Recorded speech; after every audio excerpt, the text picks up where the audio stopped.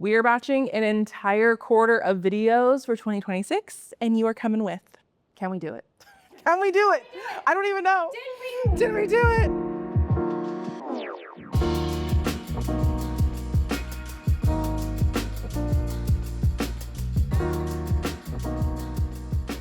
So we are exactly a week out from the content day. And a big part of being able to actually batch a quarter of content successfully is the preparation ahead of time. So I'm gonna walk you through exactly the prep that I'm doing. And you can totally apply this to your own content day, even if you're literally just like doing it in your office. So the first is identifying what is the goal of your content day, because just batching content isn't specific enough. So for me, I specifically want to batch content through Q1. So that's 3 months worth of content, some of which I'll be using a little bit of in December. And I typically have like my team posting content at least 3 times a week. I will sometimes add in sprinkles there. So we're kind of looking for like an average of like 1 to 2 videos a week that we're literally getting from this content day.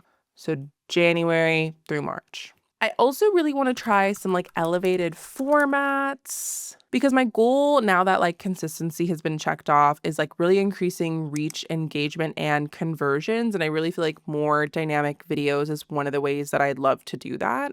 And my goal is also to split up the content between my agency. We would love to at least be like filling up a waitlist since we're not always taking on new clients and new projects, but also would love half the content to be more for like my personal brand. And so now that we have the goal, what is next? We got to brainstorm content. So I've been brainstorming content ideas because I'm doing this like with my agency, like as an agency client. Amber, my content director, is also brainstorming ideas. Like we're collectively doing that in preparation for the content day. And really the key here is to turn ideas into like an actual shot list. So for talking videos, I like to turn them into like mini scripts where essentially it has like maybe a hook or like a line that I know I want to say.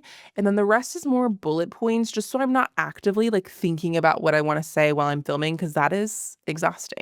So this makes filming easy, but also flexible. I find that when you're recording with someone else, like our clients recording with my agency, there's sometimes ideation and collaboration that happens very naturally within conversations and just being in the studio space. B-roll isn't like a huge focus. It'll be kind of just like a secondary thing that we're focusing on. But if you're wanting to focus on B-roll, make a shot list on what you're actually wanting to capture.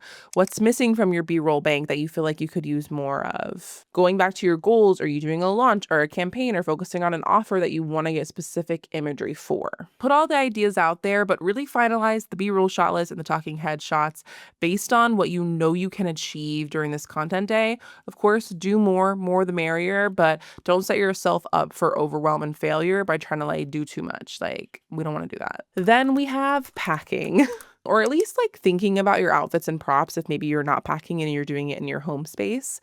Part of this is going to be props, which for the most part are going to be like pretty minimal. I might like order some matcha. I think I'll obviously bring like my 1,000,010 camera props and stuff, partially to use, partially like, so we can use it for content. Really where we're going to have the most things is outfits, because it's a really easy way to get a lot of variety in your content so everything doesn't look and feel the same.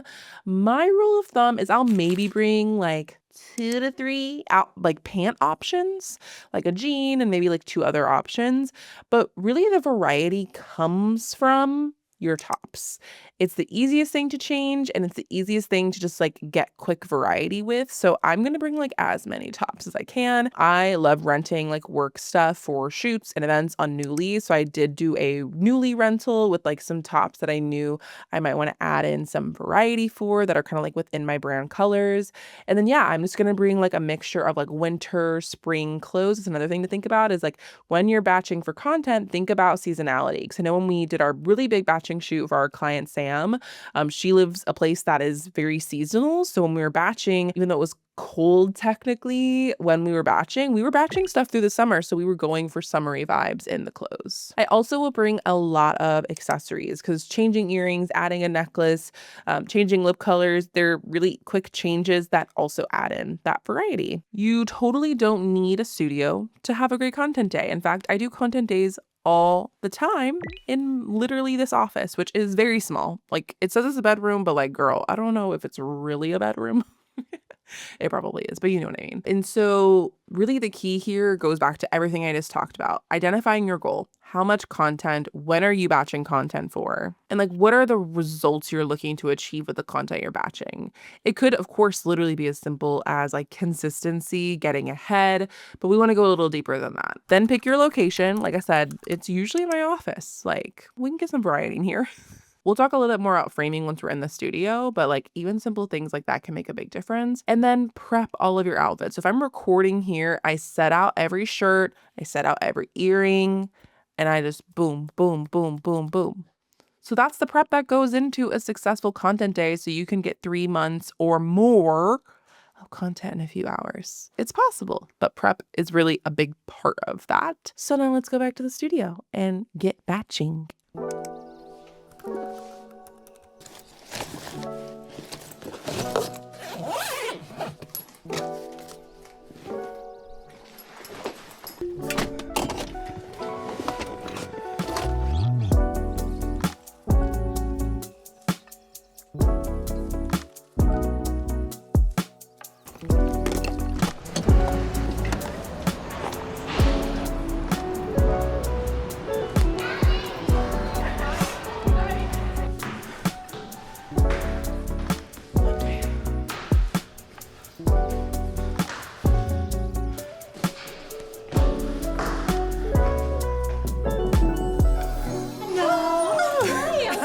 Don't mind my boobs filming.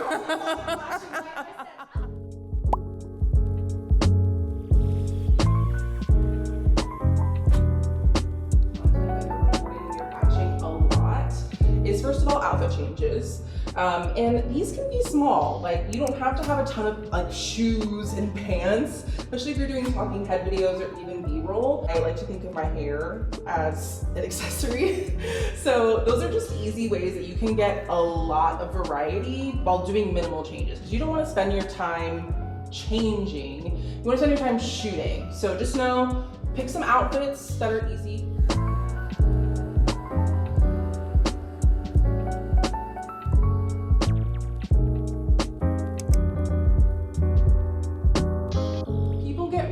The difference between hiring a content manager and a video editor, and ideally you actually need both. So a content manager is really like the head of your strategy, content calendar, ideation, campaigns, launches. Come. So literally we had some where I'm like sitting like head, oh, where's my mic? Did we record without the mic? Where's the mic? Oh no! But it's, oh. Listen, this is going in the edit the video like a reality show. That's the moment. Okay. Important part of vlogging. Interesting. You need a mic when you're vlogging. Okay, I need to like, okay, lock in. Got it. Okay. One of the best ways you can get a lot of variety in the space that you're in, even if it's not a big studio space like this, even with a studio like this, we only have a few really great locations based on lighting, based on props, based on the scenes that we can create. So even if you're doing this in a studio or in your office, a few of the things that we really like to do that are super helpful is, first, we like to make small tweaks to create different scenes. So maybe it's changing the actual furniture, maybe it's adding in props, maybe it's changing the angle of where you're sitting. These are small things that make a really big impact. So even when I was recording here, I had 2 different chairs that I was sitting in. And I also just like played around with removing plants and things like that. So it just shows you can make a lot out of a small space. So when Amber was helping me put together all of the different shots that we were shooting, we were getting a lot of different variety into like how we were actually framing the talking videos. So for some of them, I'm like sitting head on to the camera. Some it was like more to the side, some was a little wider, a little closer up. And I feel like it just adds so much more variety. Interest. Yes. Vision, value, the whole thing. Literally. Yes. Nailed it.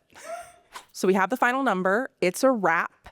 And we batched 21 clips. The only video strategy you need for 2026 is to grow your email list, which when I did the math, boop, boop, boop, boop, boop, for Q1 for my posting cadence, we did more than we needed. Like that is literally perfect. So I will say it was a success. The prep, the vibes, the space, the packing all impacted our ability. I feel like I'm like doing like an award show, like thank you speech, which probably I'm not making sense anymore because I also batched 21 videos. So be nice to me. Okay, I hope you found this Content Day vlog helpful, and I'll see you in the next one.